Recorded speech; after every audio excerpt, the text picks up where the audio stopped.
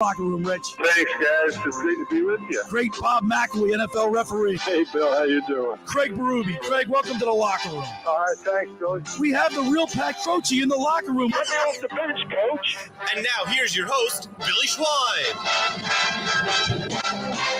Good morning, South Jersey, and welcome into the locker room with Billy Schwein and Pete Thompson right here on 97.3 ESPN and the mobile app. It's a Sunday morning. That means it's me and the PT. What's up, Peter?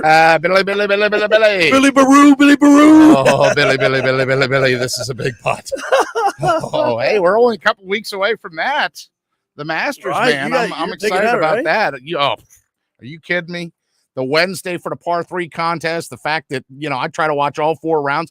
I'm such a golf geek. I've been watching the PGA Tour in the Dominican Republic at a place called Corrales. Why? Because my brother and sister-in-law have a place in the Dominican Republic, and they're like at the golf tournament. Pete, that's one thing I cannot do. Watch golf? I can watch the last 3 holes if it's a close contest or something, but it's equivalent for me watching baseball on a Sunday afternoon. You get a horizontal on the couch and you snooze through half of it. That's how I got my girl into it. She loves it because right? it's really like white noise for her. Right. Now, for me, I actually care, about the guys that are out there and the people that are competing, including there's a guy in the top 4 right now. His name is Nate Lashley. I covered him in Scottsbluff, Nebraska. Wow. I mean, he's the kid's got a real interesting and dramatic story, but that's not what we're going to talk about. We're going to talk about a lot of things. We got a lot on the docket today, don't we? Have so much going on. But you know what, today. Pete? Yesterday on the show, we were really into it because of St. Peter's and the Cinderella story that has become. It's captivated the nation. Don't you feel like we knew him first? Yes, like that's isn't that like a connection for us? And it's funny because. I don't know if that's I don't think it's insecurity or jealousy. I just want to say, we met Cinderella before she got fitted for the slipper. You know what I mean? That's a great description. She was just a pretty girl at the dance. Yeah. You know what I mean? She had a good work ethic. She was doing everything right. She had some mean other stepsisters that were out there. So I like to think it's because of Iona us. and Monmouth and or Ryder. They went through Ryder, right? Hey, Ryder advertises. Don't knock on them. Listen, though, I got to tell you, it's almost like because of us, we've given them the luck to continue. Sure, because we broadcasted live from the. That's it. Jim Whalen Boardwalk Hall, where they won the MAC tournament. Remember, it's not a lie if you believe it. So, yes, they're succeeding because of us. Sure. Before we get started in sports, we got a great show lined up today because not only are we going to be talking about basketball tournament, baseball, Phillies, and Eagles news. You got Ron Jaworski on the program. Well, by the way, he's got to be one of the nicest guys you'll ever meet. Is that not? I mean, is that an accurate statement? He's as solid as they come. He says what he means and means what he says. He absolutely. I've known the man for a long, long time. I said this the other night. His is the poster that I had in my bedroom wall. For you, it's Joe Namath. For me, it's Ron Jaworski. Yeah. And Ron Jaworski to now be friendly with the guy, and he'll text occasionally, or to even this, when we're in the same room together.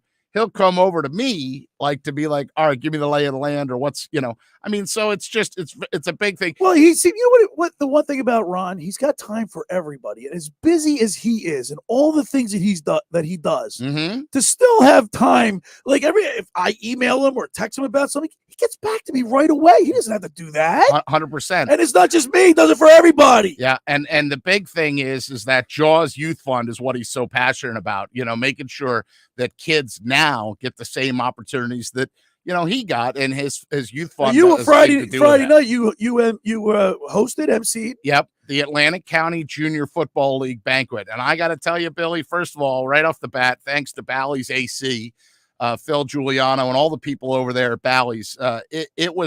This was a labor of love, man. This was a year planning. Giuliano? Phil Giuliano is the big boss over at Bally's AC. But we spent a year, Billy, putting this banquet together. And it's not easy because you're trying to celebrate 65 years of youth football in one night and not have the program go too long, but also not slight anybody, And Jaws was our keynote speaker, and he was unbelievable. He was wonderful and passionate. And, he had a personal connection to the league, too, because if you remember Superstorm Sandy, Billy, yes, the Ventnor Pirates, like their field was toast, man. Their field, their clubhouse, if you will, or where they stored the equipment, the concession stand. And his Jaws Youth Fund, like when the government, if you will, came up short, his youth fund came in with a $30,000 check, and he talked about that. And I mean, they honored legacy people, Billy. I mean, you're 60, right? Well, keep that under your hat. I'm just throwing it out there because they honored people that were 50 years legacy honorees. Wow. A guy named Jim Heisler, Ron Jordan, Lou Napolitano, Louis Knapp. Right? These guys, think about this. These are the guys that would have been your coaches or your referee when you were 10 playing Pee Wee football. Did Collingswood have something like this? Collingswood never had a youth organization football team for many years. Well, Atlantic County has one, and it's been around for 65 years, and it's still going. So, I mean, it's pretty unbelievable that we got to honor all these people. And then at the end of the night, after Jaws talked, we had a wonderful section where we made sure to honor all the people that made it from the ACJFL, Billy, to the NFL in one regard or another. You know what I mean? Some people went and played in the NFL. Some people coached in the NFL. Some people were in player personnel like Terry Bradway in the NFL. We also honored Frank Fucitola, who, everybody, you're up there in Collingswood, so Fuch. Yeah. Fuch at Williamstown, right? That's where you think of him of. Yeah, absolutely. But he's a Hamilton boy first and foremost. So Frank Fucitola was at Hamilton. Believe it or not, he even coached at St. Augustine Prep. Is that right? And I know we're going to talk about Duke, but St. Augustine Prep for a long time was the Duke of the Cape Atlantic League. Yep. Great basketball, terrible football, right? Well, now the folks out there in Richland, Mike Rizzo and all the good people out there, Paul Rodeo and all the people out there, they decided, we got to boost up our football too. And St. Augustine football is legit. They are legit. So Frank Fucitola, Ed Johnson, these guys were our Distinguished Service Award winners, Sherry Hicks and Judy Lathan. Billy, have you ever been to a football game that didn't have cheerleaders? No. Do you not have a doopy-doo? I have a doopy-doo. And how old is she? She's 6. Okay, so she would absolutely be led by a Sherry Hicks or a Judith Lathan. I mean, these two have basically combined. Judith Lathan was involved with the league since 1969, and now Sherry Hicks has been around for 32 years coaching the cheerleaders, And then the last person, I know this guy, AJ Russo from Holy Spirit. I'm not familiar with AJ. Oh, well, AJ, see that you're just showing your ignorance there. AJ Russo. AJ Russo was a player for the Ventnor Pirates. Then he led Holy Spirit to championships. I mean, the guy, he just announced that he's going to step back a little bit. He's not going to be the Holy Spirit head coach anymore. He's just going to sort of be more of a secondary coach and turn the program over so he can actually enjoy some well-deserved time off. But I mean, you look around the room, Billy, and you see a guy like Fred Dalzell, right? That commercial they always run during the NCAAs where they say most of them will go pro in something else. Yeah. Fred Dalzell was one of the best athletes ever to come out of Atlantic County, and he went pro in medicine. And I know it because I've been his patient, and a lot of people out there have been his patient. In fact, you said you got some knee issues. Maybe we'll send you over to old Fred. He'll fix you up. He's in orthopedics. And I'll get to my story, but I'm looking at some of the alumni here in the NFL in the program, and Terry Bradway looks nothing like when I see him on the boardwalk, power walking. But our good buddy Dave Klemick, was he there last night? Dave Klemick was there on Friday night. Dino Hall? Yeah. Billy, you gotta love Dino Hall's story. I remember him. 5'7", 165, and the guy makes the team. First of all, first guy, it was then Glassboro State, right? The Borough, right? Glassboro State, but he makes the Cleveland Browns, and then. Forget Rudy, forget Vince Papale. Dino Hall went out and at undersized, to be generous, basically dominated in the NFL. It was awesome, man. It was awesome. Like Abdullah Anderson was there, who's most recently playing. Brandon Bell was there, the linebacker from Penn State, Oakcrest, and then great. Look, Greg Roman was awesome to see too. See, Greg Roman is a Holy Spirit guy. He and Brian Little, my former radio partner, Brian Little was there, but Greg Roman is the offensive coordinator for the Baltimore Ravens. Yes. But I always call him the quarterback whisperer. Just now watch my fingers here on the StreamYard, okay? You ready for this? 1, He was at Stanford. There was this guy, Andrew Luck, turned him into an NFL quarterback. Then he followed Harbaugh to San Francisco and turned some guy named Kaepernick into a Super Bowl appearance, right? Then he goes to Buffalo, and Tyrod Taylor, who might have just been marginal on any other team, gets under Greg Roman and gets a better contract and gets a better job and gets a better life, right? Then he ends up in Baltimore. I'm sorry, who's the quarterback in Baltimore? Would Lamar Jackson be Lamar Jackson if Greg Roman wasn't doing what Greg Roman does? He's so innovative, and I hope, as God is my witness, Billy, from my lips in this microphone to NFL executives' ears, I hope somebody gives Greg Roman a chance to be an NFL head coach. He was a linebacker. NFL he was head a coach. Linebacker. Is that correct? Yeah, back in the day. I mean, he played. Well, no. He's an offensive lineman way back in the day. I mean, he blocked for Brian Little at Holy Spirit. Okay. But yeah, he's worked in all capacities. He's also really what he is he's an offensive genius. And somebody said to me, "Why do you think Greg Roman hasn't gotten a head coaching job yet?" And my answer was because he's misunderstood.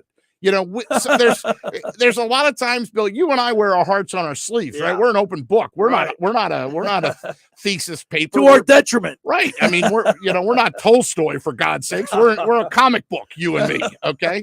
But Greg Roman is so complicated and so innovative. I think people are afraid of what they don't understand, so they just haven't given him a chance. So great night on Friday for you, and then last night I had the opportunity to MC the bingo night.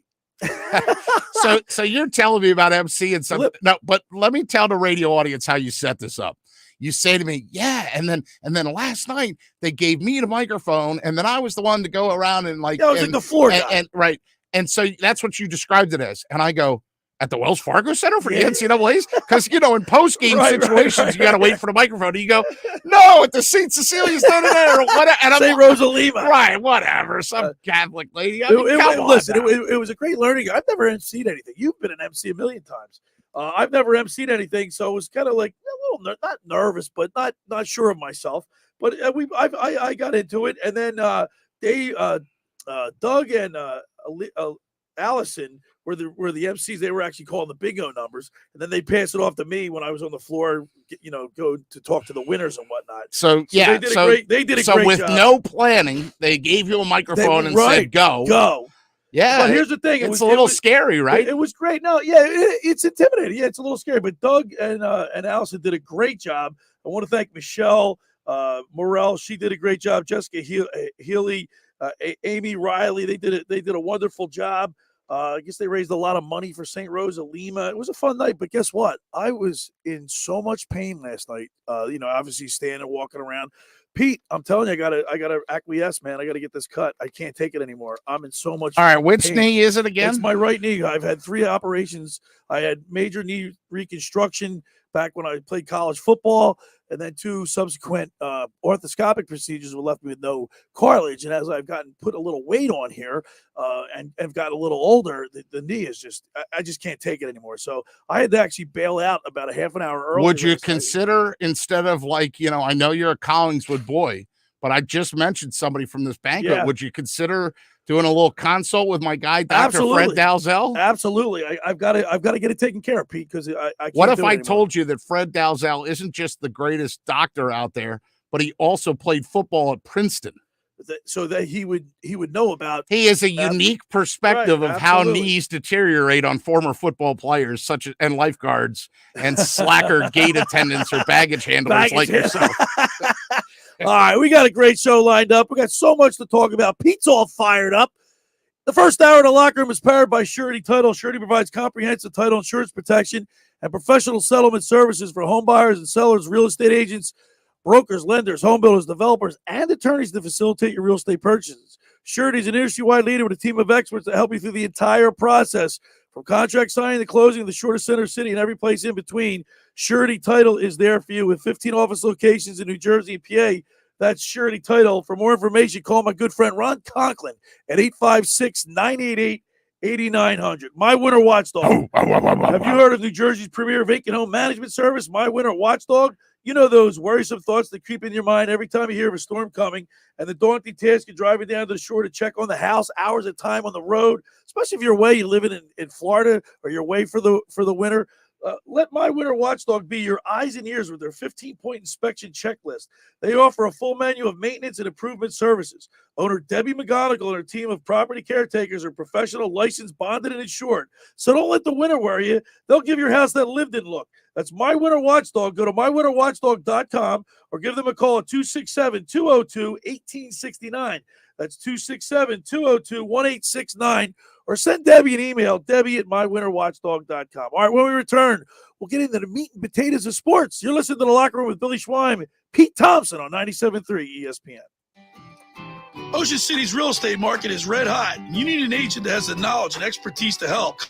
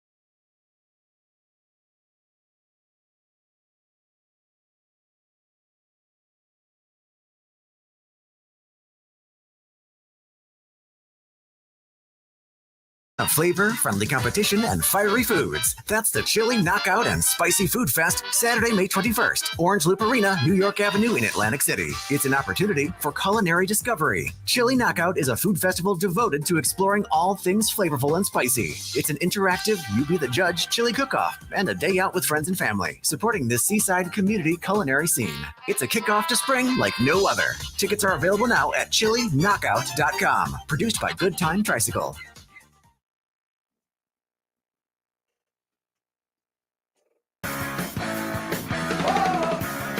All right, we're back here in the locker room. Billy Schwein, Pete Thompson. By the way, we're on YouTube, my YouTube channel, The Locker Room, Billy Schwein, and then my Facebook page, Billy Schwein. And before we get into the Villanova win last night, big win. How about Jay Wright? He's just unbelievable. I mean, this is what his fourth Final Four in 3 and 5 years or something like that. The guy's just he's probably the next legacy coach, right? His numbers are unparalleled. The fact that he just continues to do it. It's 3 in 6 years. I know that, and that to me is like, I was just thinking about that when I pulled into the radio station this morning. In fact, amazing. I just sat there and thought, and I don't know if you've been seeing this or not, like, is Villanova a Philly school or not? I mean, come on. I know. Like, what is? I think it's a radio topic is what it is. It's like, got to be. It's a waste of time. It's a waste of time. They're right there. I understand it's not in the city proper. Mike. I get that. Right, I don't need you to tell me that. We're going to give Nova its just due. But before we get into Nova, we got to talk about the biggest story. We had Hoops on, Dickie Weiss, yesterday on the program, and he said this is probably one of the biggest stories ever in college basketball. The first 15 seed ever make it to the Elite Eight ever. It's very, very special to see St. Peter's doing what they're doing, right? And the other day, did you know, I believe it was National Peacock Day. Yes, it was. Hilarious. It was national. Okay? We talked about that. So they're the worst seed ever of 15 to advance to the Elite Eight. The first school from New Jersey to advance to the Elite Eight since 1991. That was Seton Hall. And who played for him? Shaheen Holloway. Right. The first MAC team ever to win 3 NCAA tournament games. Pete, here's the deal, Pete. Historic. It's not just a sports story. It's a story at all the major news outlets. I mean, it's been talked about. This Cinderella story is exactly why they play the tournament. So you've heard before the figure of speech, a rising tide lifts all boats. All boats. In my preparation for the show, unlike you, I do prepare for this thing. And I don't. I'm just busting your stones. Come on, man. Yeah, you wrote some things on a paper. I'm kidding you. I'm just breaking your, Yeah, so in my preparation for the show, I found a tweet yesterday that said this: doing quick math, this run for St. Peter's has earned every MAC school $812,000 over the next 6 years from NCAA units. Wow. That might not sound like a ton, but that's scholarships, facility upgrades, improvements to the student athlete experience that lift the league up in all sports. And then somebody came back at this guy and said, what's an NCAA unit? And that would be somebody like you and me, because I actually didn't know. Right. The simplest explanation is that the NCAA tournament money, thank you, CBS, right? TNT, TBS. It's spread out through all the schools. Is divided into 170 equal units. Conferences get 1 unit paid out over 6 years, and it's divided among all the teams in the league for each game played by a team in the NCAA tourney. So that's what the guy's trying to say. Just getting in got them 1 unit. That's unbelievable. But then to play and keep winning, St. Peter's has earned the MAC, the entire MAC. Wouldn't you like to have known this before you talked to the commissioner? Right. Absolutely. Perhaps I could have helped you, but listen, yes, but the player, 4 units. That's really cool. But Pete, the players on this team, we feel like that. You alluded to earlier, that connection, that bond, because we saw him here at the Boardwalk Hall, and we got to see him win the MAC and advance into the tournament. But Doug Eddard, the Darryl Banks. Doug Eddard has a deal now with a national wing. Probably the best service. 4 guards in the whole tournament. If there was ever a time to have an NLI, I mean, what's funny is their very first game, right, against Kentucky, where they shocked the world. Okay, minus 18 they were. Not for nothing, but when Doug Eddard got on the line late in the game, do you remember what the national play-by-play guy said? He doesn't miss. He also said he reminds me of Goose in Top Gun. Yeah. And now, by the way, kids are wearing mustaches in the stand. Exactly, the mustaches become a thing. Great story, and I mean, it's like everybody's pulling for St. Peter's tonight. Can they beat UNC?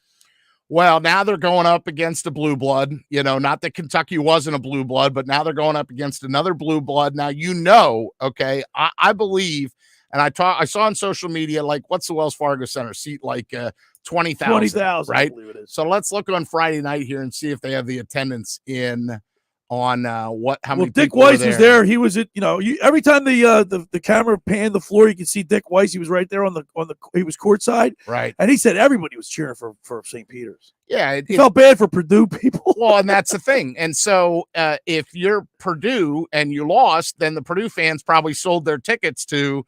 Hey, we have tickets for Sunday too, but we're not advancing. Now more St. Peter's. I mean, I think today is going to be nuts, right? It's going to be even more like everybody loves Rocky. Everybody loves the underdog story. Now, are you asking me, do I think they're going to win? I mean, I wouldn't count them out. I'm not counting them out. Look, they were 18 and a half point dogs to Kentucky, minus 8.5 to Murray State, minus 12.5 to Purdue. What's the line right now is they set the tempo in the game, Pete. Yeah. I mean, and that's the thing is like that quote has basically gone viral that Shaheen Holloway gave. I believe it was after their second game. Now? No. That one was the most recent one. Right. After they beat Murray State, okay, he was asked about, like, Murray State had a bigger size. Other than Casey Nadefo, there's no gigantic player on St. Peter's roster. I think right? Clarence Rupert's like 6'8", I believe. That's it. I mean, they don't have like behemoths, right? The tallest guy on the entire roster doesn't play. He's 6'10" and he's on the bench, right? So they really don't have these like gigantic D1 players. So he was asked, Shaheen Holloway was asked, hey, Murray State, had the size and the muscle down low. And he was like, he goes, we're from Jersey City. You think you think we're afraid of anybody? Well, that's what Holloway said. He recruits in North Jersey and New York City. We're not afraid of anybody. Right. You just scare us. And that's the beautiful thing. And that's why if on paper, you'd say that North Carolina has the advantage in this matchup, but games aren't played on paper. No. And Hart isn't on paper. It's an 8.5 spread. The over-under is 137. 8.5. My eyes are bad. So yesterday in the program, we used the word tenacious to describe their defense because that defense shut down Purdue and threw them off their game. I mean, their offensive game plan wasn't that great to begin with, but the play of the guards, the pressure that they put on, they disrupted the whole chemistry of that Purdue offense. So they held Kentucky to 79 points. They held Murray State to 60, and they held Purdue to 64 and edged out a win, right? But North Carolina, again, is a whole different kind of animal, if you will, and a whole different kettle of fish, right? I mean, can you think of a bigger story than St. Pete's in sports? Currently? Yeah. No. I equated like the David and Goliath of the 1980 USA hockey team beating the Russians. Okay, I'll give you that. Right? Absolutely. I mean, look. Come up with another one, Pete. It's just off the top of your head if you can. You can't because they're one step away from the Final Four, and most of these, like, I think I told you this last week. They can have a movie about it. They probably will at some point. When when we had Gary Williams on last week as our guest, remember, I recalled that in 1991, I was at Cole Fieldhouse in Maryland. Yes. For the very first time a 15 ever beat a 2. In the history of the tournament, right, 15s didn't beat 2s. Even if you Google it and look up, I mean, it's only like happened 5-6 times maybe total. All right. And I was at the first ever one. Wow. Here, I mean, that's just winning one game in the dance. Right. Here, they're on the precipice of going to New Orleans. And I got to tell you that first, let's just say this. St. Peter's has already won. Regardless of the outcome, regardless of the final score, the Peacocks have already won. Like probably over 2 million in if you're an ad agency and you ask about like recognition, there were before the tournament started, people couldn't tell you where St. Peter's was. I couldn't tell you where I didn't know where they were from. That was but you did after we went to the MAC. Don't be so hard on yourself. Let me do that for you. Okay, I'll do that. But now nationally, everybody understands that where Jersey City is and that they're up near New York. And like you got ABC World News tonight, NBC News. They're all up. They all were in the halls of the school showing their 4 MAC championship trophies that they won. Exactly. And every time they keep going back to that small gym in Jersey City. Right. 2,100 students. Right. You sit that, Billy, that's Stockton. I mean, that Stockton's gym is probably bigger than St. Peter's gym. Here's a cool little side story, too. This freshman Clarence Rupert, yes. He grew up in Philadelphia. He grew up a Sixers fan. Never had been to the Wells Fargo Center. Never. The first time he gets there, he's playing there. I mean, how cool is that? I love stuff like that. I love those little stories behind the stories. And it's funny. And by the way, another thing that they don't even look phased. They don't even look like they're just playing basketball. I saw an article. Like, first of all, I thought in the beginning, that Shaheen Holloway, when we met him at Boardwalk Hall, I was like, wow, what an interesting perspective he has. And like he used his post-game availability. I don't think you went to post-game. No, I didn't go to the post. It was just me and Mike Carlin sitting in there. Yeah. But and that's another funny thing.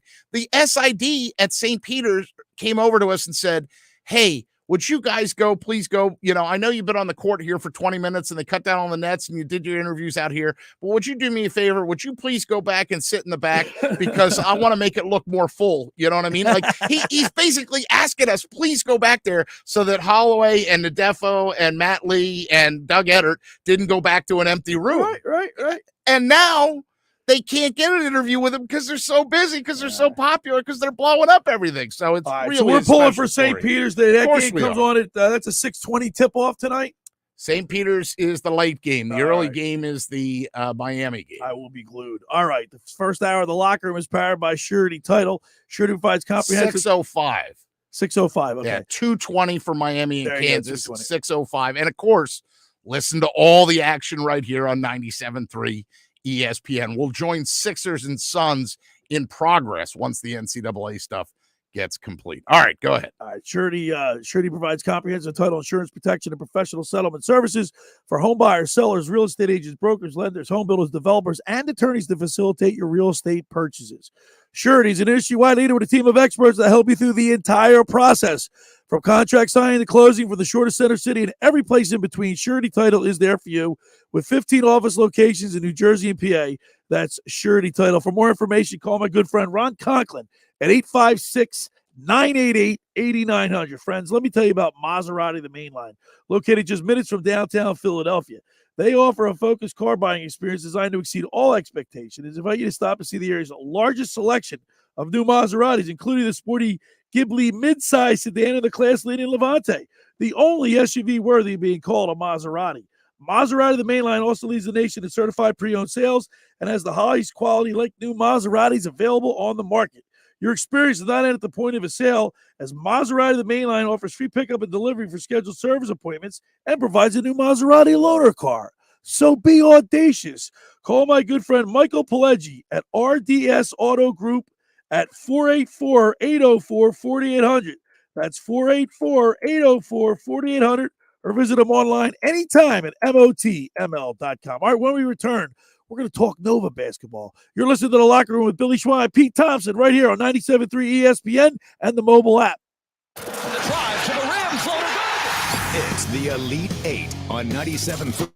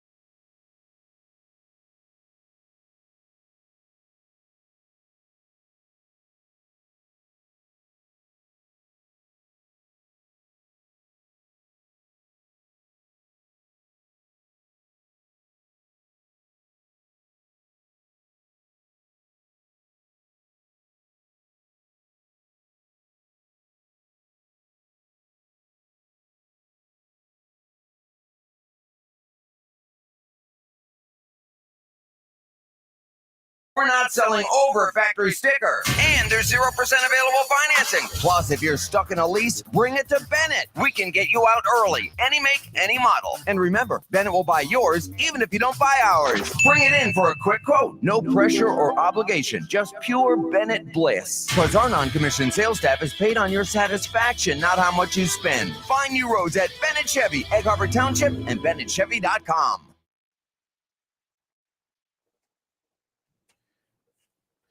All right, Pete, what happened 30 years ago Saturday? 30 years ago Saturday. At the Wells Fargo, which was the FU Center, I think. Wells Fargo Center, not the Spectrum? I think it was the First Union. Was it the First Union when 30 years ago? Oh, it was the Spectrum. I'm sorry. It was the Spectrum. My bad. What happened 30 years ago at the Spectrum? You mean when I was there? Yep. Jeez. I was there, man. All right, I can't get anything by you, can I? No, Duke, Kentucky, Christian Laettner, the 2.1 shot, seconds left on arguably the the greatest game ever. Yes. 30 years ago. You believe that, Pete? Now, you remember that building pretty well, right? Absolutely. Do you remember where the press box was? Like what level it was on? Well, it was in the middle, right? Yeah. Basically like behind section but I never, HST. but I didn't, back then I right. wasn't. I didn't Oh, hang on. But you used to see Chief and all those people, right? I was downstairs. In the tunnels, right? Do you remember then how the setup was for many years, or, for most college basketball at the time? Long table on one side, yep. And then 3 tables on the other side. Yes. Now, where do you think young Peter Thompson from WRTI Radio and the Temple News, where do you think my seat was? Was I down in those 3 rows? You probably lucked out. I got on the one table. No. Was I down near the court? Probably. No. You weren't. Was I in the regular hockey press box? Probably. Like where you were basically sitting on each other. You were in the auxiliary. Yeah, where do you think the auxiliary was? You can't even see the court, right? In the auxiliary. I thought the damn thing was going to fall down. It was that rickety radio press. Remember one way up high? Yeah. Where the radio used to broadcast from? Like, it basically was underneath the rafters. Right, it was right underneath the roof. Yeah, it was like that catwalk. That building, there's only 2 times I've heard the building that loud. J.J. Daniel's goal for the Flyers against Edmonton. Yeah. And when Christian Laettner hit the shot. You were there for that too? Yes. You lucky stiff, you. Yeah, thank you. It was unbelievable. And here's the thing. I mean, they just did a thing. Did you watch it yesterday? No. Well, what do you do on your time off? Oh, you were getting ready for this bingo thing. Yeah. But here's the deal. Krzyzewski, Coach K, sat down with Grant Hill in like the coolest conference room ever. It's got to be like right off his personal office in Durham. But he sat down and they went back and analyzed the play, and even cool. They had Jamal Mashburn talk about it. Cool. They had Patino talk about it. One of the things that they also mentioned too was, thank God Laettner, and this is Mashburn saying this, thank God Laettner didn't get kicked out. Remember, he stepped on the guy's chest. Yeah. And he always played it with an edge anyway. Played almost dirty, a little bit fiery. He's a gamer. He wants to win. But Mashburn, of all people, said, thank God Christian Laettner didn't get kicked out, because it would have changed the complexion of the game. And then maybe we win, but at what price? Like everybody would have said, well, you won because Laettner wasn't there. Right. Patino has been ripped for years for not putting somebody on the ball. And Krzyzewski, classy as he is, says, I probably would have done the same thing. They basically tried to double team Laettner. Right. However, if you see, well, he caught the ball at about half court, right? He caught it like just above the free throw line. He caught it. Oh, that's right. That's just about the 3-point line, basically, and took 1 step in. I mean, he was basically right on the free throw line. 2.1 seconds left on the clock. But Billy, you just got to think about this. Neither Kentucky guy, I mean, they could have bought popcorn and a ticket, because neither Pelfrey, and I'm trying to remember who the other guy is, neither guy, they were afraid to foul him, because they thought national TV, big audience, this is the time they're going to call a foul. So we won't even, but they didn't even, touch him. Right. The biggest thing is the turnaround jump shot. Who threw the pass? Grant Hill, was it? That is correct. What did Grant Hill's father do for a living? He was a football player for the Dallas Cowboys, Calvin Hill. So do you think that Grant Hill did not have the athletic ability or prowess to deliver a strike? I was right on the money. They broke this down yesterday. That's cool. And there's Coach K saying that, the minute that Kentucky hit the shot, that he actually, you couldn't do this today. You get yelled at for not being in the box, but he came out onto the court and every guy was like, we're going to win this. We're going to win this. We're going to win this. Like, that's the first thing Coach K said. We're going to win this. Right. Then he says, all right, this is the play we're going to run. And he starts talking about it. And he says, Grant, can you get the ball there? And he says, Christian, you're going to be able to do this. Right. And Christian says, if Grant gives me the ball, I'll do it. Like, in other words, putting it all back on Grant Hill. And Grant Hill's like, oh, I'm getting you the ball. One of the greatest plays in sports history. And of course, 30. I just can't believe 30 years, Pete. Because you read everything in the paper. This one I know I can tee up. Did you read the article about the referee whose job it was before replay to make sure that play was legal and good? No, I did not read that article. What the hell's the matter with you?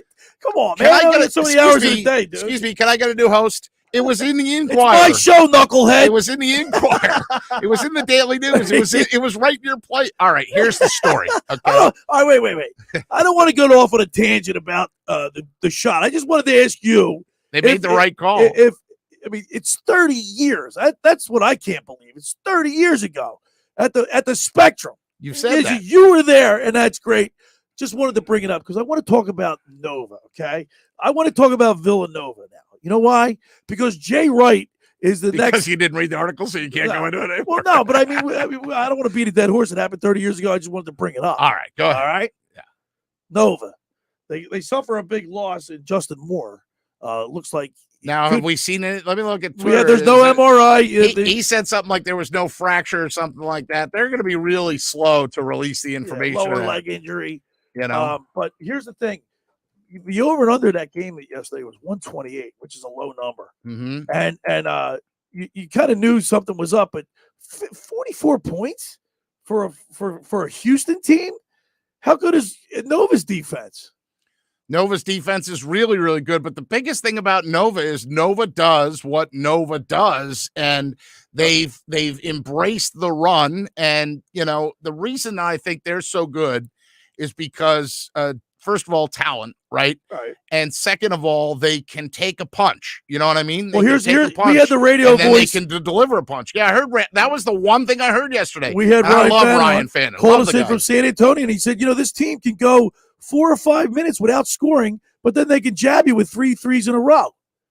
Well, and I've seen them play. Because they're so accurate. I've seen them play bad. But you know where they won the game last night? Where's that? On the free throw line. That's where most games are. 15 for 15. Where most games are won. Ask Doug Eddard from St. Peter's. Right? That's where most games are won. You see a theme here I'm getting. Defense and on the line. That's where you win these games in these tournaments. Defense and on the line. Right? Yes, I'm right there with you.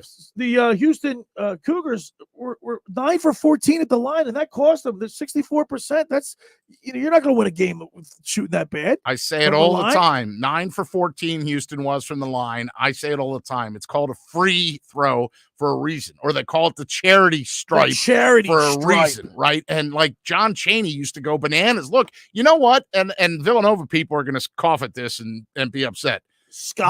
Villanova is the new Temple. And by new, I mean Villanova is the Temple from like the John Chaney glory years where they basically never got fazed by a lead. Right. You heard a comment yesterday where they said something about like a 6-point lead for Nova is like an 8 or 10-point lead for somebody else. And I thought that's how Temple used to play, right? They can play both styles. Now, Temple never could play the up-tempo style. Villanova has the talent and the depth, too, to be able to play an up-tempo style. But, didn't you see Villanova at times during the season have some ugly losses, Well, especially in the beginning of the year. I mean, they started off like 7-4. They got their doors blown off at Creighton, 79-59, right? They played Marquette and lost 83-73 by 10. They lost to UConn. Well, that's different because that's in conference. But once you figure it out, you want to peak in March. And there's nobody better right now than getting his team to peak in March and make a nice run than Jay Wright. He's a Hall of Fame coach with Hall of Fame talent, and everything's coming at the right time, and I'm happy for him. I'm ecstatic. Listen, one thing we talked about several times, and we've had Ryan Fannin now on 3 times this year so far, and he's talking about the consistency of the scoring. They usually get 5 starters in double figures, but yesterday, low-scoring affair. and you only had Samuels and Daniels, Caleb Daniels in double figures, and they only had 8 guys get on the floor. So things tighten up, and as you go, the lead 8. Where do you have 8? I only count 7. 7. All right. Okay. I'm looking at it from afar. Oh, yeah, you're from afar, all right. Far from but good. my point is, you have there's a the point. The bench is shrinking a little bit. By the way, as you say, Villanova only played 7 guys. Houston only played 8. Wow. So I mean, it was that style of game.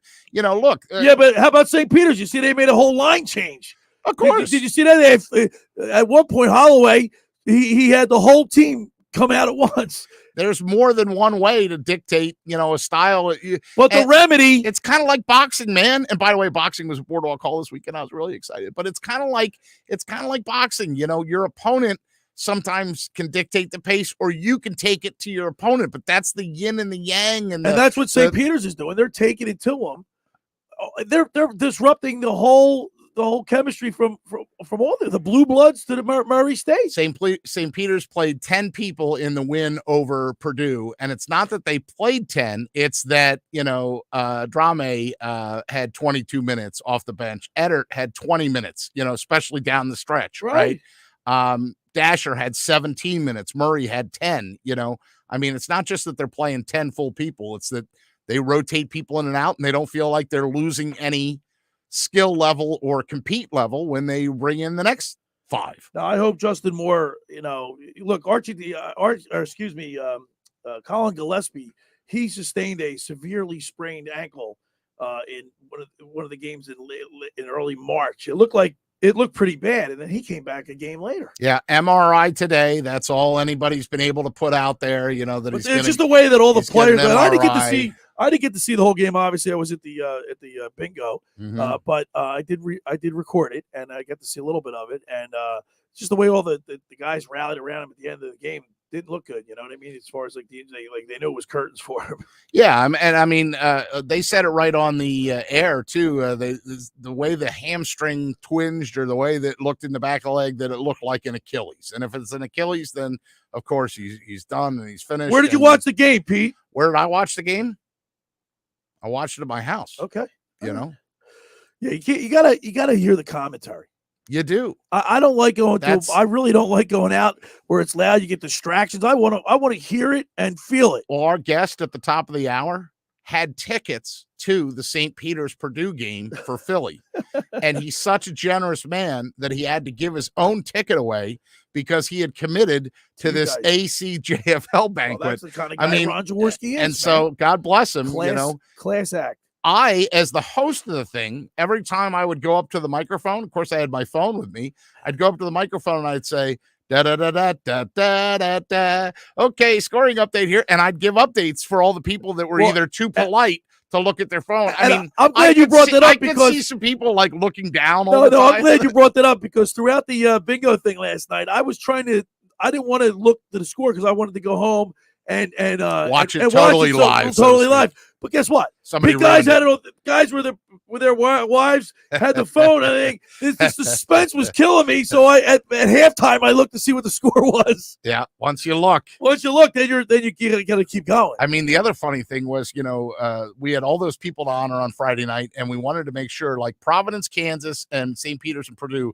were both active games while the program was going on, and they were hell of a 67-64 St. Peter's and 66-61 Kansas. Both of them were neck and neck, right? So I was giving updates.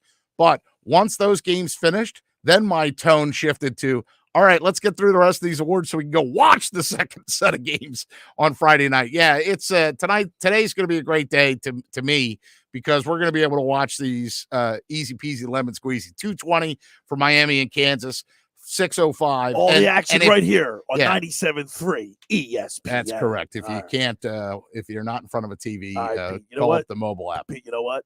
The first hour of the locker room was powered by Surety Title. Surety provides comprehensive title insurance protection and professional settlement services for home buyers and sellers, real estate agents, brokers, lenders, home builders, developers, and attorneys to facilitate your real estate purchases. From the shortest center city and every place in between, Surety Title is there for you with 15 office locations in New Jersey and PA. That's Surety Title. For more information, call my good friend Ron Conklin at 856-988 8900. Here's another class guy. Just about everybody on the air has heard about the Jersey Man and Philly Man magazine that's run by ex-Philadelphia tight end Ken Dunnick. But were you aware of their private business network they call the Legacy Club? Every month, they hold private events at upscale locations in Philadelphia and South Jersey to attract over 200 top business people. If you have an interest in attending one of these events and seems a fit for your business, send an email to ken@jerseymanmag.com or give them a call at 856-912-4007 for more information. All right, when we return, we'll wrap up hour number 1. You're listening to The Locker Room with Billy Schwein and Pete Thompson right here on 97.3 ESPN. It's Sixers basketball tonight on 97.3 ESPN.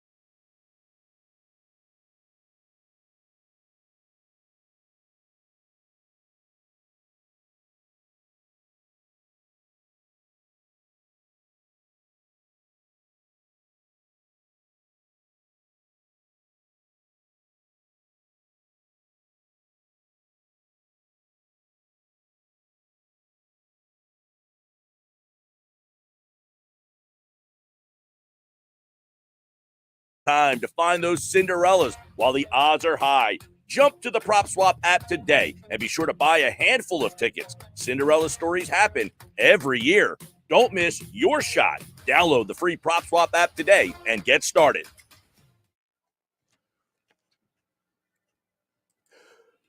All right, Pete, we got about a minute left. The Oscars are tonight, and the only movie that I saw was the American Underdog.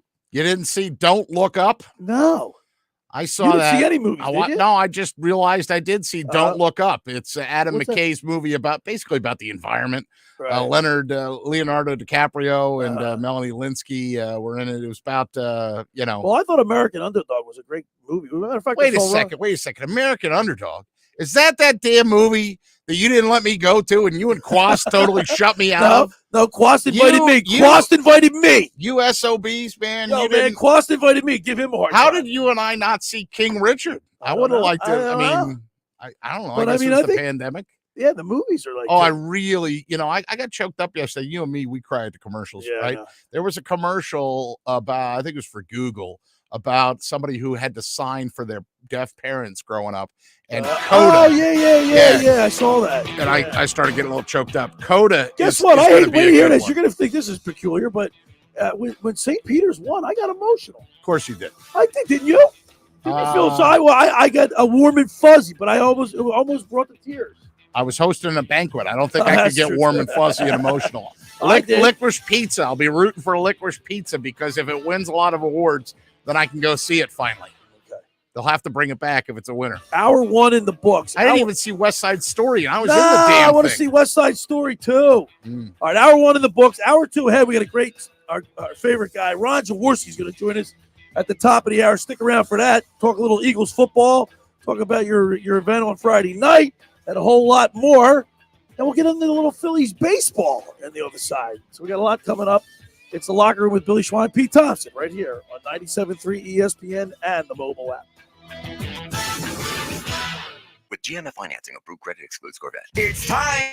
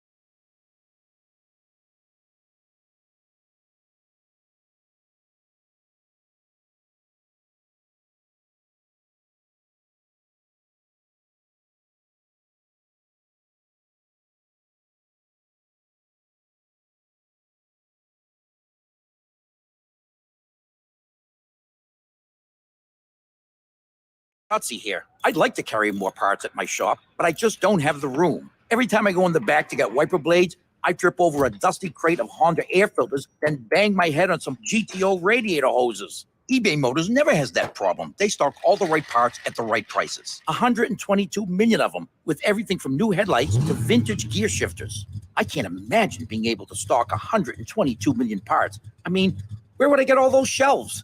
eBay Motors. Let's ride. A new fusion of flavor, friendly competition, and fiery foods. That's the Chili Knockout and Spicy Food Fest, Saturday, May 21st. Orange Loop Arena, New York Avenue in Atlantic City. It's an opportunity for culinary discovery. Chili Knockout is a food festival devoted to exploring all things flavorful and spicy. It's an interactive, you be the judge, chili cook-off, and a day out with friends and family, supporting this seaside community culinary scene. It's a kickoff to spring like no other. Tickets are available now at chilliknockout.com. Produced by Good Time Tricycle. With all the sports we have, every time of the year is the best time of the year. Step back, 3-point shot in the air, bang, it's good. Dave Harden for 3. On 97.3 ESPN, WENJ HD, Millville, Atlantic City, a Town Square media station.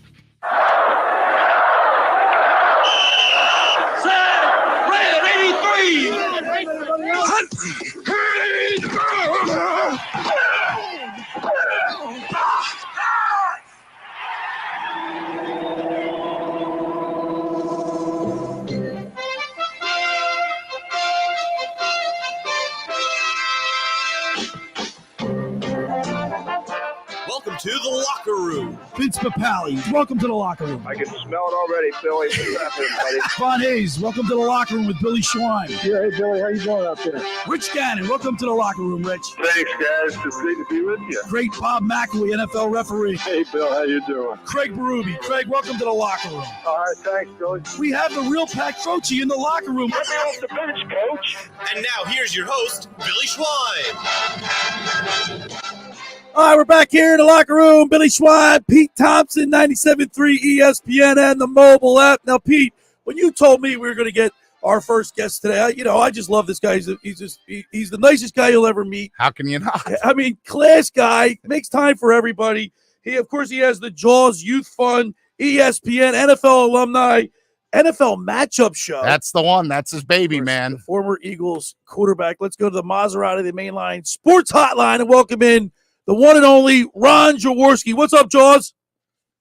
Billy, awesome being with you. And Pete, we had a blast on Friday night. So it's always fun being with you guys talking ball. Now, Pete gives me a hard time, Jaws. Remember we went to the premiere of the American Hero or American Underdog? Yep. All right, Pete's mad at me because we didn't invite him. But he didn't invite me to the thing last night, so we're even. Paybacks, man. Paybacks. That's true. He missed out on the delicious meal. Yeah, no, I was bad. I would have liked to have seen American Underdog, but great movie. How come it's not up for an Oscar, Jaws? You can go see it. It is a fantastic movie. Yo, you know what? Jaws, that movie was funny. When we're sitting in there, all these big like Spags, all your guys were in there, and there was a couple parts of the movie was a tearjerker. I would say it was emotional, and like I was looking straight ahead, like not to see anybody see me tearing up. Yeah, I mean it's about Kurt Warner. It's about him, being an underdog, and making it to the Hall of Fame. It's about a celebration of football. It's about anyone can make it, and obviously Brenda, his wife, had a major part in that. So it was really good family viewing. It was a football movie, but it was a little tearjerker, which makes it much more compelling. So how about this segue, Jaws? The movie about Kurt Warner. Now, I lived in the Midwest for a while, so I remember those supermarkets were Hy-Vee. He was like working at the Hy-Vee supermarket, and then he's the NFL MVP and in the Super Bowl and all that. Well, we had a guy that we honored Friday night who was 5'7", 165, always told like you're too small, you can't play. That's Dino Hall, who went on to succeed with the Cleveland Browns. I mean, that's just sort of emblematic of what the night was about and how where it all starts with youth football, Ron Jaworski, and I know that's something you're passionate about. Yeah, no question, Pete. And by the way, it was a fun night. It was great to be around football people and incredible energy in that room. Over 500 people at Bally's. Jimmy Frazier did a great job of organizing. With COVID and the pandemic, it was delayed almost 2 years, but it was great to be a part of it. And I got to tell you, Friday morning, I was talking to Terry Bradway on a phone call. And, he got me pumped up. Terry Bradway has done so much for the Shore region and such a great football guy and football family. And I was excited about being there on Friday night. But, when Terry started discussing the history of the league, the people that had been involved with it, I came down there, guns a-blazing, man. I was looking forward to just being around football people, high energy people, disciplined, consistent with what they do, a mission. It was fantastic to celebrate 65 years of the Atlantic County, junior football league. It was just a great night. But I applaud all those people that were involved. Greg Roman was there, who's going to be, now the coordinator with the Baltimore Ravens. He's going to be a head coach. There's no doubt of that. We had scouts, we had former NFL players. It was just, it was just high energy football guys and ladies. Because the cheerleaders now, the administrators become such a major part of moving the game forward. No doubt, Ron Jaworski. Ron Jaworski's with us on the Maserati, the Mainline hotline. He's our guest here in the locker room, and it was great to be there and in all those different levels. And I know you told a story, and maybe we'll share it again here with our listening audience about how your youth fund, which is such a big thing, the Jaws Youth Fund, was able to help out a local team, the Ventnor Pirates. Well, fortunately through the years, in 38 years, I've been running golf tournaments and 5K runs and a cigar party with Mike Ditka at the Super Bowl. And, we've raised a lot of money for at-risk youth in our community. And every dollar we raise goes right back into the community. And you did mention the Ventnor Pirates when Superstorm Sandy hit and, devastated the Jersey Shore. And, people worked really hard to restore the shore. And for the most part, everyone did a great job. But the Ventnor Pirates didn't get much funding for their Little League program. They lost their helmets, their jerseys, their shoulder pads. The cheerleaders' uniforms were destroyed. The concession stand was destroyed. And we got Trish, who handles the Jaws Youth Playbook, got kind of an emergency call from the Ventnor Pirates saying, hey, we're going to have to cancel our season if we don't get some help. And Trish called me the next day, and she said that they need $30,000. And I said, cut them a check. Wow. Get those kids back off the street, get them playing ball, get them cheering, get their parents involved. And I still remember standing at the 50-yard line for the ribbon cutting and seeing hundreds of kids on that sideline, the players, the cheerleaders, the coaches.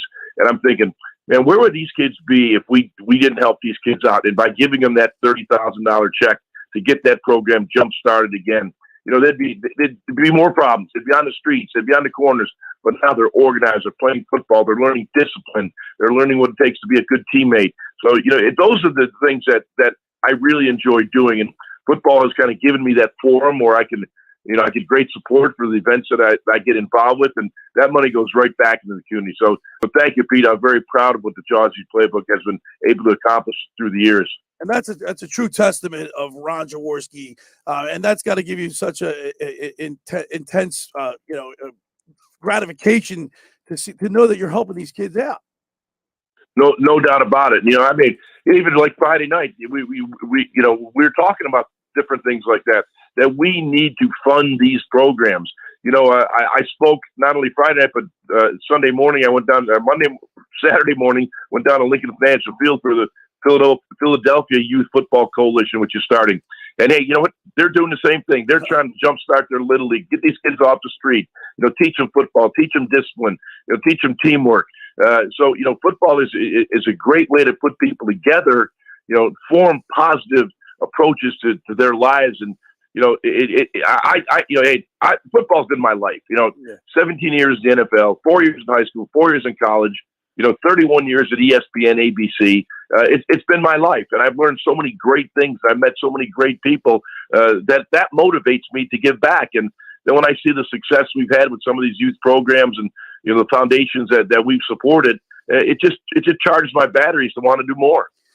And Jaws, we're talking about an underdog. I mean, I know you're following the tournament, but how about the St. Peter story? Is this unbelievable? I mean, talking about the underdog, American underdog, and helping kids come from lower socioeconomic situations to making it. It's a great story. It's a phenomenal story. I'll be heading down there in about 4 hours to watch that game. So I'm really looking forward to heading down and seeing that. I mean, what a great story. North Carolina, St. Peter's. I mean, David and Goliath. Come on, it's great. And it's really what makes sports great.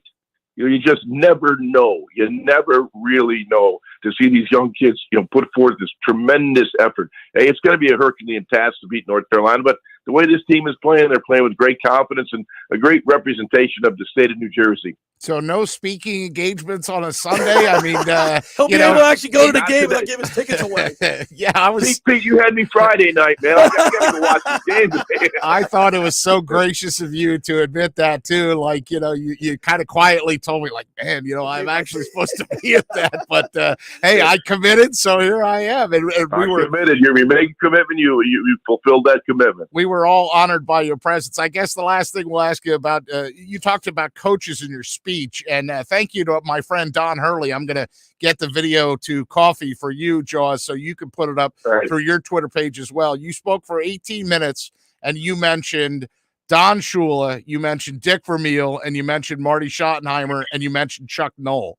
right? Or Chuck Knox, excuse me, right? Chuck Knox, wrong ending there. But 4 coaches that really sort of taught you. And then you segued that into the fact that these youth coaches play such a big role in these kids' lives that they don't even realize. And I know that, you're really lucky and blessed, Jaws, to have played for some unbelievable coaches.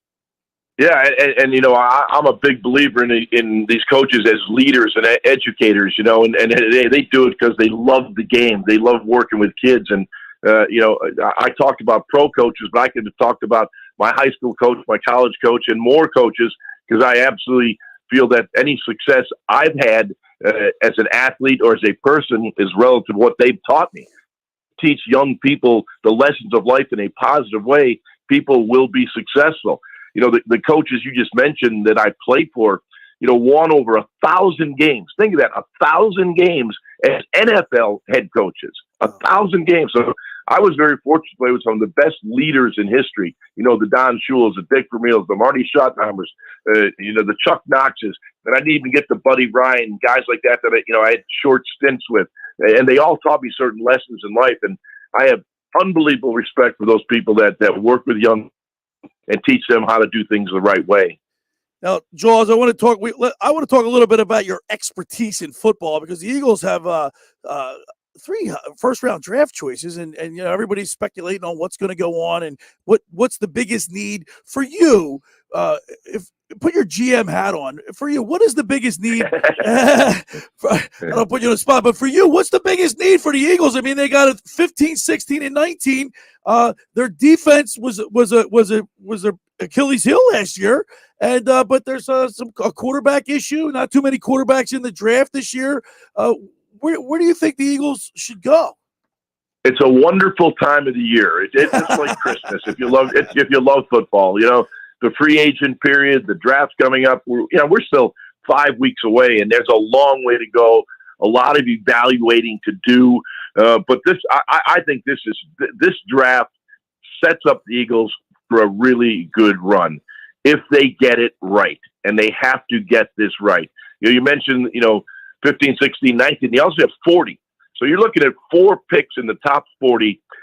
If you look at the history of those picks, you should get all pro players. If you're selecting right, coaching them right, in the right organization, the right situation, those 4 players should be in the Pro Bowl. So this is an opportunity for the Eagles to really fortify what they feel they need. Now, everyone's got opinions. I do as well. I think certainly you got to look at a linebacker. Today's NFL now forces your linebackers to be fast, to be quick, to cover guys on the backfield.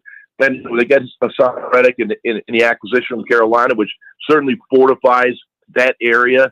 This is a good draft for linebackers that have to play the NFL style. It's just not thumpers anymore like Jeremiah Trotter and Bill Berge. You got to cover guys on the back, scat backs on the backfield. So there's a premium now on linebackers, and historically the Eagles have not valued the linebacker position, but that's going to change because they're going to be forced to change and bring in more active cover type linebackers rather than those thumpers. I don't think the defensive line performed up to its capability a year ago, and I think priority has to be that edge rusher. And I mentioned Reddick. I'm going to go as a cover guy, but he can also rush the quarterback, a Temple grad, a local kid. So I'm excited to see how he performs, as an Eagle. And I think the wide receiver position still needs to be upgraded. So this is a good deep draft in wide receiver. So I would expect the Eagles to go after a wide receiver as well. And they tried through free agency, but they haven't been forced. They've aggressively pursued wide receivers in free agency. They got outbid for every guy they looked at. So who knows? I think you may see one of those early picks going to a wide receiver. Well, and they did get one guy, Jaws, and this is what I wanted to ask you too. All 3 free agent signings, all 3 of them for the Eagles so far, all have ties to the region. You mentioned Hassan Reddick, the Temple kid who grew up in where, Billy? Where did he grow up? He grew up in Camden, but he played his high school football at Haddon Heights. Very good. Zach Pascal. And by the way, Pascal was like a computer language, but he apparently is, Nick Sirianni trained, right? Because Sirianni had involvement. So he comes from Indy and grew up about 100 miles from the Philadelphia area. So he has ties to the region. And now this linebacker they've picked up, Kaiser White, who grew up in Lehigh County. What does it say to you, Jaws, that the 3 free agent guys they got all sort of have ties and understand Eagles football? I think it was more of a coincidence than say, hey, let's get local players. Zach Pascal is a guy, he's not going to catch 100 balls. He's going to be a slot tough guy. He's going to make the tough catches in a crowd. He's going to block. He's not a blazing kind of guy, but he's a Nick Sirianni guy. Nick had him in Indianapolis, and he's the kind of guy that Nick knows will set the tempo. He's a tough, hard-nosed football player. So clearly, I think an upgrade, a bigger, stronger guy that can play in the slot.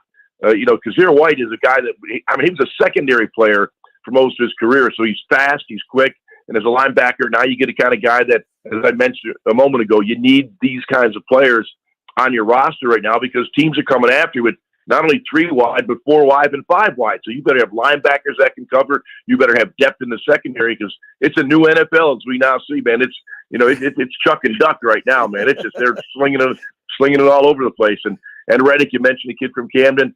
He had great success in Arizona and Carolina. So, and it's as we said, a local Camden kid. But I think he's another guy that brings that speed and quickness to that defense. Another good acquisition. We're talking with legendary former Eagles quarterback Ron Jaworski on the Maserati, the Mainline Sports Hotline. Jaws quarterback. I mean, everybody's talking. Is Jalen Hurts our guy? Is he not our guy? This is not a deep draft for quarterbacks coming out. You got Pickett and Corral from Ole Miss. What's your opinion on the quarterback position? Well, they've obviously anointed Jalen Hurts as the quarterback this year. I saw a nice, steady improvement from Jalen, last year. But I was hugely disappointed in his playoff performance against Tampa Bay. Hugely disappointed. And it knocked my evaluation down because, like I said, I saw the incremental growth throughout the season, doing good things. But the playoff game really bothered me. He had a lot of misreads. He didn't play where you need to play. He didn't elevate the football team in that game. I called that game for Westwood 1, and I'm going, man, I'm trying to cover for my Birds. Not much I can do. Not much I can do when it was 31-0. And a hugely disappointing performance by the quarterback. So, I in my mind, I just can't say, oh, that's our guy for the future. I just can't do it. I got to be objective, and I got to evaluate the quarterback position as I see it. And you guys know, hey, I'm sitting in my home office right now. I get this big, large screen in front of me, and by the next morning after every game, I got all the coaches' tape loaded up. So I watch the game on the All-22 and make my evaluation. So, like I said, I thought he had nice incremental growth throughout the regular season, but I was very disappointed in the playoff performance. Jaws, let's end with a funny one because Billy just mentioned you're on the Maserati of the Mainline hotline. Unfortunately, we do not have the power to give you a free Maserati. Why not? Come on. Go see Michael Pileggi up there. I was thinking about back in the day, I used to always see on the Meineke commercials, right? Hey, I'm Jaws, right? So let's do this, Ron Jaworski. Tell me about some of the funniest or more memorable sponsorships, maybe some in the early days that you were like, wait a minute, what do I have to say? I don't even like that tuna. Or like, I'll give you one right now. Tobin Fries Polska Kielbasa, man. That was it right there. I had all the Polish sausage I could ever eat by being a spokesperson for Tobin First Prize Polska Kielbasa. And also, it was Karl Jastrzemski. Remember the other Polish guy that was a great baseball player with the Boston Red Sox? Both Karl and I were the spokespeople. Man, we got a lot of sausage. And you know what? Another picture was floating around earlier in the year. A picture with back in the day with I think it was you, Perrant, and Julius Erving on the steps of the. And Pete Peters from the 80s. Pete Peters, all 14. Yeah, that was one of the great iconic pictures on the steps of the Art Museum when all 4 teams. It's never been replicated or duplicated where all 4 professional teams were in the championship game. Now, unfortunately, it's the 1980 season. We lost the Super Bowl. The Sixers lost in the finals. The only team to win it was the Phillies. The Flyers lost as well. But I mean, I played obviously professional football for 17 years. But man, I still love going to games and cheering the local teams on. So to be in the presence of those guys and to have the good fortune we had in that era, it was just great to be in Philadelphia. Well, I'll tell you what, I'll never forget. It was my senior year in high school in 1980. All the teams made their respective championships, and it's something I'll never forget. And, Jaws, I'm telling you, you're a class act. I really appreciate you taking time on a Sunday morning to speak with us and share some of your thoughts with our listeners. We really appreciate it. All right. Thanks, Billy. Thanks, Pete. Great being with you guys. Take care, Jaws. Right. Enjoy the game. Will do. There he is, Ron Jaworski on the Maserati of the Mainline Sports Hotline. Pete, he's just a quality class act. Outstanding fella. I said at the banquet the other night, I said I had his poster on my wall growing up. Now, my brother picked up on that, because he heard that I said that, and he said I had Farrah Fawcett. I think Farrah's poster outsold Ron's. Yeah. All right, the second hour of the locker was brought to you by the Great Bay Country Club, where it's not just golf, it's fun. Make Great Bay Country Club your club. Great Bay is an award-winning private golf club where you are greeted by name. It's home of the 3-hour and 58-minute round. You can play on their 18-hole championship golf course, enjoy fine dining, experience lively atmosphere in the pub. There's a full calendar of golf and social events throughout the season to appeal to everyone. For more information on how to become a member, go to greatbay.com or give them a call at 609-927-5071. Great Bay Country Club in Somers Point, New Jersey. See why it's always a great day at Great Bay. When you get down there, say hello to Radio Ron Ralston for us. All right.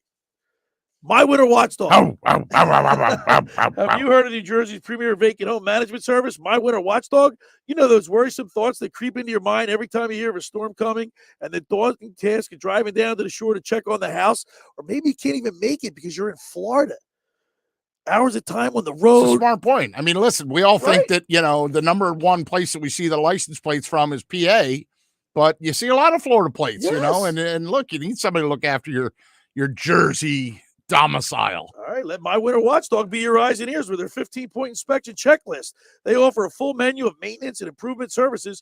Owner Debbie McGonigal and her team of property caretakers are professional, licensed, bonded, and insured. So don't let the winter worry you. They'll give your house that lived-in look. That's My Winter Watchdog. Go to mywinterwatchdog.com or give them a call at 267-202-1869. That's 267-202-1869, or send Debbie an email, Debbie@mywinterwatchdog.com. All right, when we return, let's talk a little Phillies baseball. Absolutely. All right, you're listening to The Locker Room with Billy Schwein, Pete Thompson, right here on 97.3 ESPN and the mobile app. Ocean City's real estate market is red hot, and you need an agent that has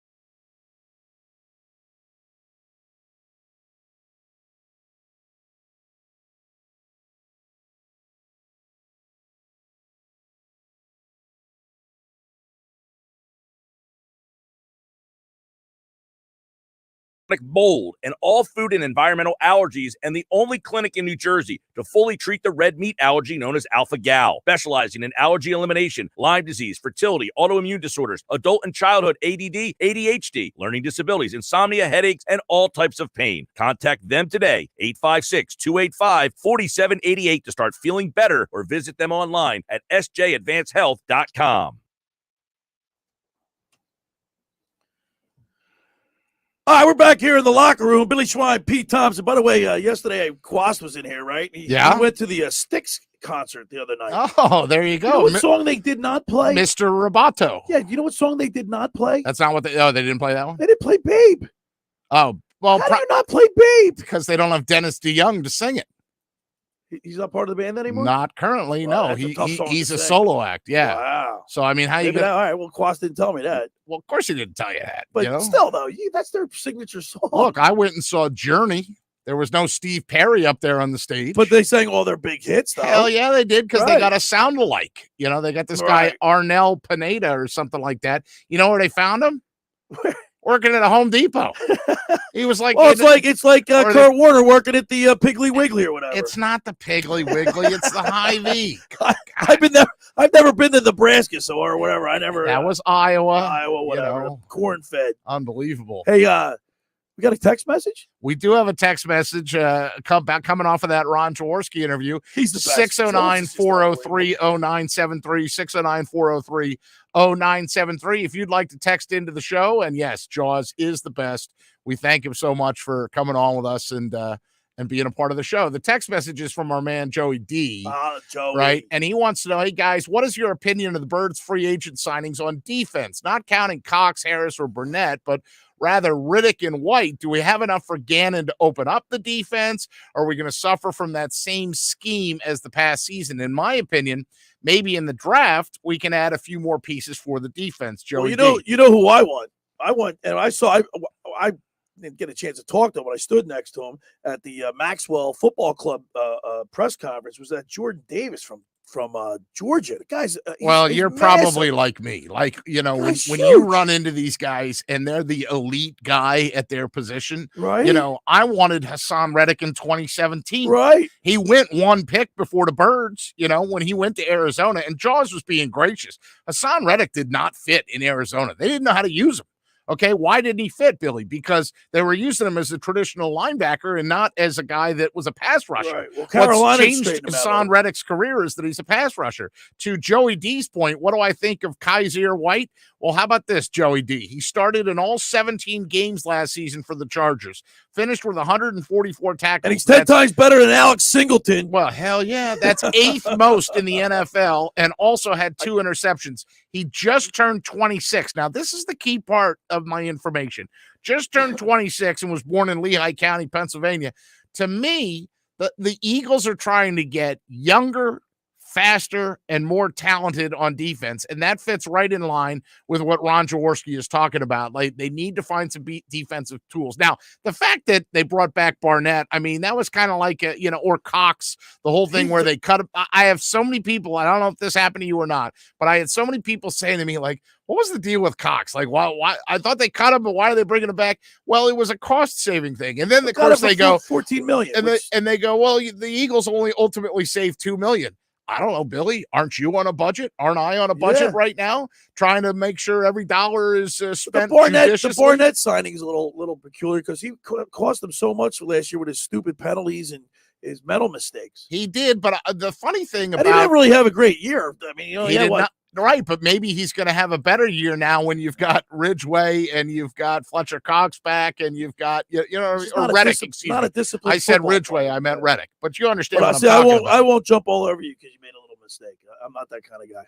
I'm not that guy. That's fine. Ron Jaworski called him Terry Bradshaw instead of Terry Bradway. I didn't jump over him. I see Terry Bradway. The only reason I jump over you, let me just put this out on the radio real quick. The only reason that I jump over you is when your facts are wrong. I don't really care if you say a name wrong. But the way you I mean, I don't get everything wrong. I'm just a fan that talks sports on the radio. I don't take myself too seriously. Oh, you're a fan, all right. Because but just at least bring in the most current stuff. You were arguing about the luxury tax last all right, I made a mistake. Let's not relive it. Okay. Well, how about Tyreek Hill? Yeah. You wanted to talk about that. No, I asked you, are you a little, I mean, I know he wanted to get paid, but what's the ultimate goal? He's only won one championship. He's only won one ring. The guy is an impact changing. Why would he wide want out of a good situation? 120 million reasons why. That's the thing. I mean, obviously because the Chiefs accommodated him. How much is that is guaranteed? 72.2 total guaranteed at the start of the Chiefs had to accommodate his wishes, is what I'm saying, right? But at some point, here's something we didn't talk about with Ron Jaworski, but I've heard him say this in public settings before. When Ron Jaworski was the quarterback, right, when he was first drafted into the league, okay, and I want to say that's 1979, all right? You know what the average NFL career was? How long the average NFL career lasted? I would say 3.5 years. 73, by the way. Peter, wrong with his facts there. 1973. Pete, get the facts right. 1973, he's drafted. The average career was 3.5 years. How about it's that? 20. How about that for right on? It's 2022. Good job. Okay, Arf, here's a cookie. Here's your biscuit. It's 2022. Do you know what the average NFL career is now? 3.5 years. I mean, it's a violent game. It's an intense game. By the way, speaking of leadership and playing, tough. These guys are tough. How did you see this article with Devontae Smith? He's up every morning at 4:30 in the morning with Jalen Hurts. They have a competition to see who can get there earliest. How is this new to you? Because you're seeing it in the paper. But what I'm saying is that is a good sign for leadership. It's a great sign. But, I mean, it doesn't equate to wins. It could.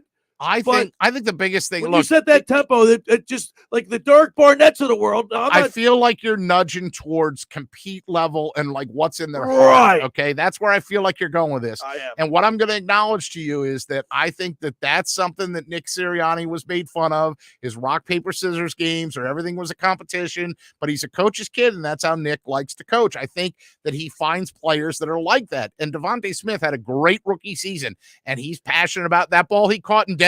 Was one of the best NFL catches I saw all year. Yeah. That said, I think that there's only so much that compete level ultimately leads to wins. And I think you heard Ron Jaworski talking about that a little bit, that Jalen Hurts probably wishes he could have that playoff game back. But you know what?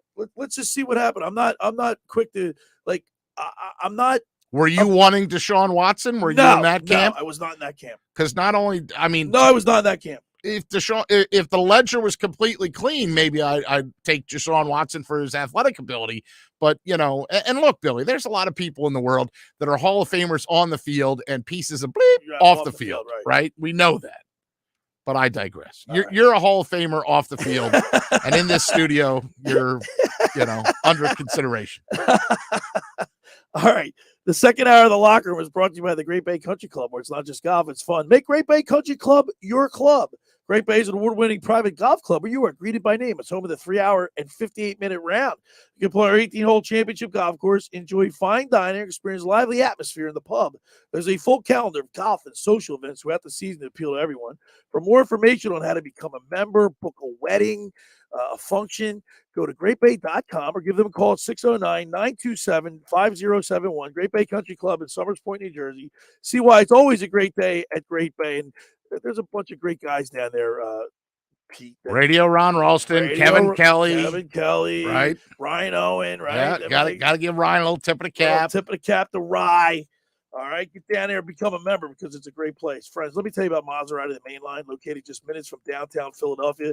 They offer a client-focused car buying experience designed to exceed all expectations and invite you to see the area's largest selection of new Maseratis, including the sporty Ghibli midsize sedan and the class-leading Levante, the only SUV worthy of being called a Maserati. Maserati, the main line, also leads the nation in certified pre-owned sales and has the highest quality like new Maseratis available on the market. Your experience is not end at the point of a sale, as Maserati, the mainline, offers free pickup and delivery for scheduled service appointments and provides a new Maserati loaner car. So be audacious. Call my good friend Michael Pileggi at RDS Auto Group at 484-804-4800. That's 484-804-4800. Or visit them online anytime at motml.com. And maybe we can send Jaws down there to talk to Mike and get him a Maserati. There you go. We got to upgrade the Jaws whip. And by the way, I know we're getting a few comments on my Argyle sweater. Eric Holloway. Is it truly Argyle? It's an Argyle, yeah. man. Did you get it at a men's shop? I guess I did. I don't know. You have no idea where you I got it. have no idea where I got this. Unbelievable. Of course, I didn't get it at a girl's shop. You don't shop for any of your own clothes? Yes, I do. I don't know. Remember where I. Why would you say a men's shop? Of course, I got it. Because I'm trying to make sure that it's not like a Walmart or Kmart special. Oh, no. Kmart doesn't exist anymore, but you know what I'm saying. Two guys. Right. A blue light special. All right. When we get back, Pete, can we talk about baseball? Yeah. Can we talk about the Phillies? If you'd like. They play Toronto today. All right. I'll give you $100 right now on the air before we go to commercial break. By the way, without looking at your phone or anywhere else, if you could tell me who's starting for the Phillies today. Zach, hold on. Don't you get Kyle this? Gibson. Don't you get this? Kyle Gibson. You are incorrect. We'll give that answer on the other side. Plus, Billy will owe me $1 By the to way, my wait, $100 hold on. Don't bet. I owe you money? Always. Wait, don't I owe you $5? Oh, yeah, for that bet. What was the bet? Which one? If you can tell me the bet, I'll pay you. If you can't remember the bet. No, you tried to cut it in half. It was about whether Ben Simmons was going to play or not. Right. Yeah. On the 10th. So You cough it up. Yeah. Right. Well, no. I'm not that guy. You'll I pay owe me you $5. eventually. I'll pay you. Cough it up. All right, at the break. Send us the break, Pete. All right, here we go. It's Sixers basketball tonight on 97.3 ESPN with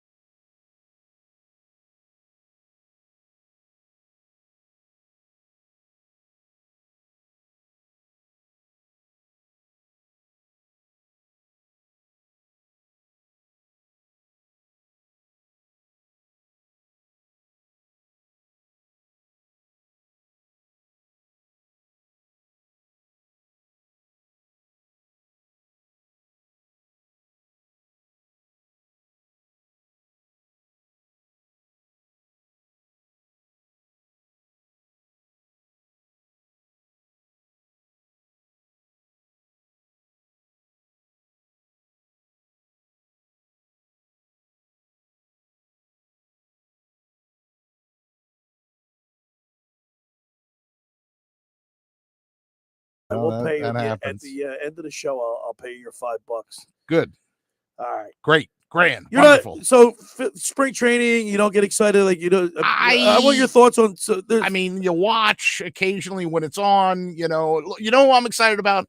I'm excited about Mike Adams, the EHT native and the former Margate Hurricane. I want to see where he ends up. Like when he got into a game the other day, and Mike Adams. He had one batter he had to face. There was guys on base. He struck the guy out. Okay, that stuff excites me because I know the guy, right? So this lineup of Schwarber, Castellanos, Harper, Romuto, Hoskins, Segura, the lineup's amazing. So that doesn't excite you moving forward? Are you kidding? But clearly, it's very easy to see, Billy, that their idea is we better outscore everybody because we ain't gonna beat them with our pitching. By the way, only 8 other teams made more errors than the Phillies last year. And here's the deal. I mean, you have one pitcher right now, Zach Wheeler, who was like at the top of his game. You've had a couple of years of Aaron Nola, who is like an imposter. He hasn't looked like he's supposed to look, he better right? pitch well this year because he's in a contract year. Well, I mean, there's a lot of I think Nola's going to have a good year this year. Okay, because he wants to show me the money, right? Show me the money.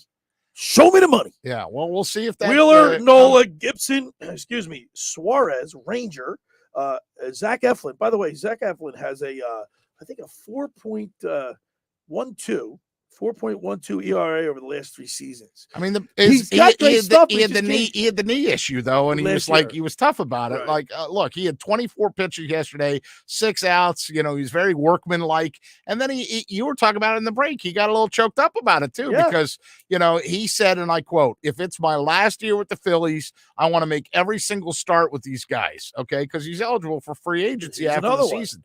Hey, sometimes there's no greater motivation than we might tell you to leave. You know what I mean? Let me ask you about one Mickey Moniak, who's having a pretty good spring. Do you think people are like, the jury's still out on him, whether he can play center field or whether he's in the mix? He's having a pretty good spring.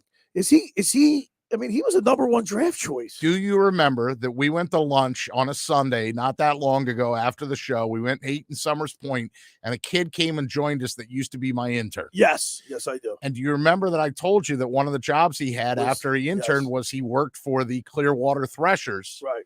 And he was like in the locker room with – that's what Mickey Moniak looked like body-wise when he got in professional baseball. Right, he's put and back I'm looking at a picture of him now with a sleeve of tats going up his right arm. He looks like a poor man's Lenny Dykstra, you know what I mean, from his physique, okay? He's working with Kevin Long to try and fix his swing, get closer to the plate, and do all the things right. The thing that I find interesting is sometimes perception – becomes reality. Right. And for so long, he hasn't been that guy. But with Odubel Herrera sidelined, somebody's got to open up the season in center field. Is it going to be Matt Vierling? Is it going to be Mickey Moniak? Who's it going to be? Yeah, and that's a good question to look going forward. The addition wait, let me ask you this real quick too. So Mickey Moniak looks good. He homered, right? Yeah, I mean, but Matt Vierling tripled to center field. So, what? I guess my question to you, Billy, is: if you're Joe Girardi, what puts you in the lineup first? Is it going to be your fielding prowess, or is it going to be your bat? Well, with this lineup, I would say fielding, right? Wouldn't you? I would actually say your bat. With this lineup? Yeah, because their top 5 guys are all like sluggers. Their top 5 guys can all hit. And, hey, if you have 5, how about if we have 8? And how about the other day, Reese Hoskins, there was a pop-up at foul ground. Dropped it. Yeah, dropped it. 2 hands, man. How do you do that? I feel like I'm coaching Little League Baseball. 2 hands. Got to have 2 hands, Reese. Come on now. This team is not predicted to finish. They went 82-80 last year. Because they boot the baseball around like the damn Bad News Bears. But with the addition of Schwarber and Castellanos, Harper, Romuto, Hoskins, I mean, these guys all hit like 30. All right, ready for this? Schwarber hit 35 homers last year. Castellanos, 31. Harper, 37. Romuto, 22 in an off year. And Hoskins, 33. I think their lineup, it could be a murderer's row, so to speak. Right. And obviously now the NL has a DH. It's By the universal way, DH. you like the DH? No, I liked the strategy of it. I like the old school of it. But, I also understand that, 1-0 pitchers duels are not exciting. No. That's not what people tend to go see, 14 to 20. I saw one tweet out there this week while I was seeing things fly by about the Phillies that said, well, great. So the Phillies have this slugger heavy lineup. So that just means that they're going to lose 26 to 24 in Chicago. Yeah. And I thought that was funny, I'm excited. You're going to see a lot of runs. You're going to see a lot of home runs, especially in the Citizens Bank Park, where it's like, it's a bandbox, right? Very much so. And I think you're going to see a lot of home runs. I think you're going to see a lot of errors too. Today's lineup is out. It's Didi Gregorius at short, batting first. Gregorius, Segura, Harper, Castellanos, Real Muto, Hoskins. So there you go. 1, 2, 3, 4, 5, 6. Your top 6 are basically probably what's going to be your top 6 guys on opening day. All right. After Hoskins, you've got Carmago at first base. Bryson Stott is going to start at third. Wow, third. Interesting. By the way, I saw they're trying to figure out. Castellanos has been taking ground balls at third base. He has, yeah. And then Hazley is your center fielder. And if you had seen this tweet, this was an hour ago. You could have won my money. Bailey Falter is going to start the baseball. All right. The second hour of the locker room is brought to you by the Great Bay Country Club, where it's not just golf, it's fun. Make Great Bay Country Club your club. Great Bay is an award-winning private golf club where you are greeted by name. It's home to the 3-hour and 58-minute round. You can play on the 18-hole championship golf course and enjoy fine dining. There's a full calendar of golf and social events throughout the season to appeal to everyone. For more information, go to greatbay.com or give them a call at 609-927-5071. Great Bay Country Club in Summers Point, New Jersey. See why it's always a great day at Great Bay. Friends, just about everybody in our area has heard about Jersey Man and Philly Man magazine, run by ex-Philadelphia tight end Ken Dunick. Were you aware of their private business network they call the Legacy Club? Every month, they hold private events at upscale locations in Philadelphia and South Jersey that attract over 200 top business people. If you have an interest in attending one of these events and sees a fit for your business, send an email to ken@jerseymanmagazine.com or give him a call at 856-912-4007 for more information. Of course, that's where I met Jim Ziris from the Tropicana. I got to tell you that the Ken Dunick, his Jersey Man magazine's outstanding. This Legacy Club, right? That, you know what Friday night's banquet was? What? It was essentially 500 people networking. Yeah. You know what I mean? That's what Ken does is a sort of a smaller version of that, you know? Absolutely. So, yeah, there you go. All right. When we return, we'll wrap it up and get you ready for college basketball right here on 97.3 ESPN.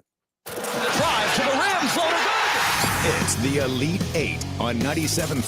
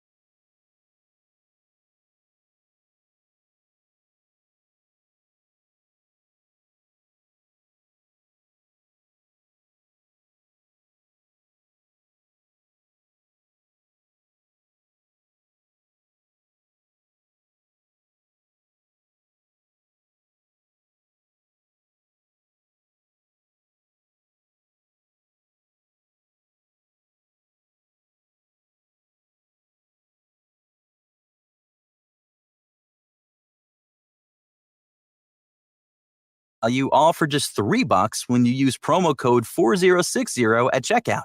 It's 100% satisfaction guaranteed. If you don't love it, no biggie. If you do, then refill blades start as low as $2. So there's no gotcha.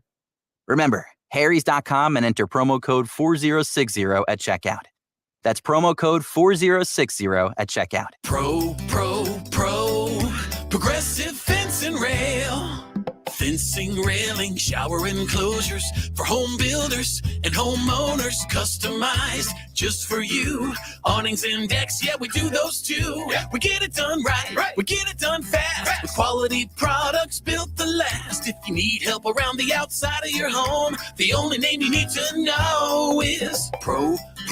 ProgressiveFenceandRail.com.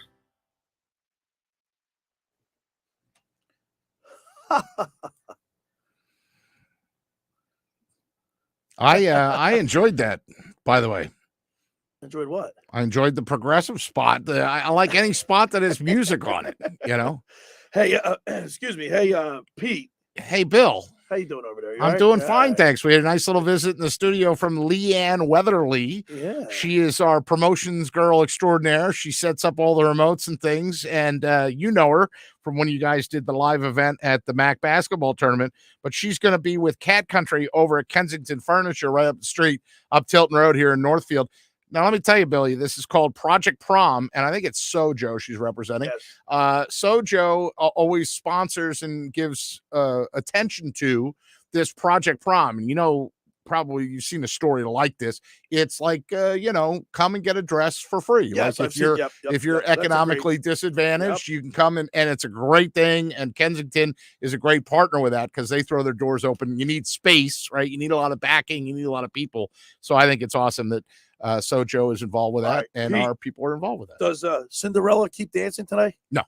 So you're sure about that? In my mind. I mean, I hope I'm wrong. But you're rooting for him. 100%. I'm rooting for him. Oh, absolutely. Right. I absolutely want him to win. But I don't.